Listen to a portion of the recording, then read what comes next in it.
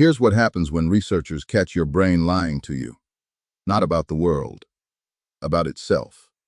Start with a patient who's had a rare surgery. The band of tissue connecting the two hemispheres of the brain. Cut, usually to stop severe seizures. Researchers can now talk to each hemisphere almost separately. In one classic setup, the word walk is flashed to the right hemisphere only, the side that can't produce speech. The patient stands up and starts walking. Ask why? And the left hemisphere, the verbal half, the half doing the answering, has no access to that instruction. It never saw the word walk. But it doesn't say, I don't know. It answers instantly. I wanted to get a soda. Completely invented. Neuroscientists call this module the interpreter, a system in the left hemisphere whose job isn't to report the truth. Its job is to generate a coherent story from whatever fragments of information it has access to, even when those fragments don't include the actual cause. This research goes back decades to split-brain patients studied after their surgeries in the 1960s and 70s.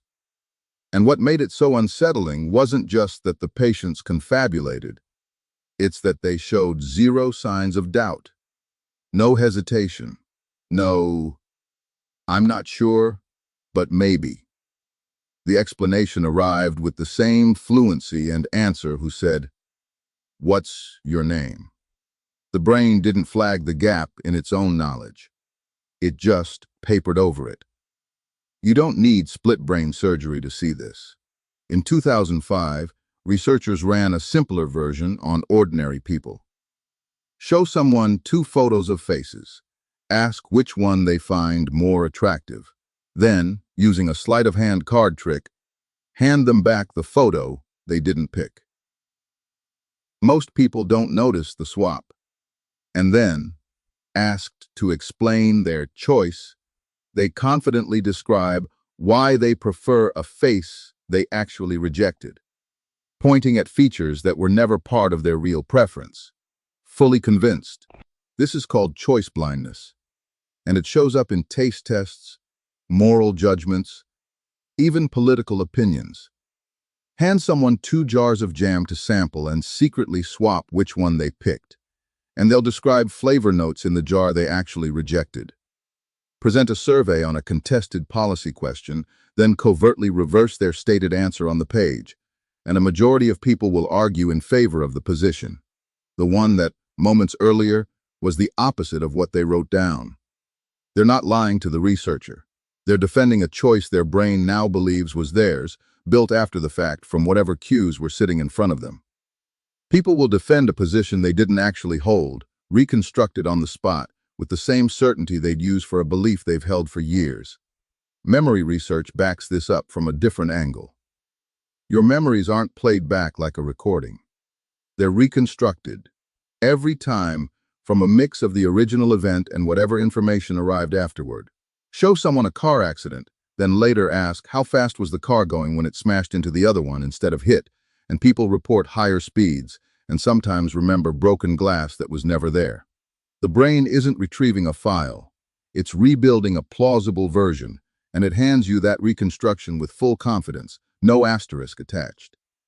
Here's the honest complication, because your brain lies to you makes it sound intentional, even malicious. It isn't. Confabulation isn't the brain trying to deceive you. It's what happens when a system built to give you fast, coherent explanations runs out of real information and fills the gap anyway, and it's not happening every time you explain yourself. Plenty of your reasons for your choices are accurate. The problem is you have no reliable internal signal for telling the accurate explanations apart from the invented ones. Confidence doesn't do it. The split-brain patient and the choice-blindness subject are exactly as certain as someone giving a correct answer. Some clinical amnesia patients show a purer version of the same mechanism. Ask someone with Korsakoff syndrome what they did yesterday, and they may describe a specific, detailed day, a trip, a conversation, a meal, none of which happened. Not because they're being deceptive. The part of the brain responsible for checking a memory against reality and the part responsible for generating a plausible-sounding account aren't the same system. When the checking system is damaged, the generating system keeps running anyway, and it never learned how to say, "I don't know." So what does that mean, practically? It means the story you tell yourself about why you did something, why you bought that, why you believe that, why you reacted that way, is generated after the fact by a system optimized for coherence, not accuracy. Most of the time, that story happens to line up with the real cause. But your brain has no mechanism for flagging the times it doesn't. That's the actual finding. Not that your brain is malfunctioning. That the sense of, "I know exactly why I did that," was never a direct readout of your own mind. It's a narrator, doing its best with partial information. And it never tells you when it's guessing.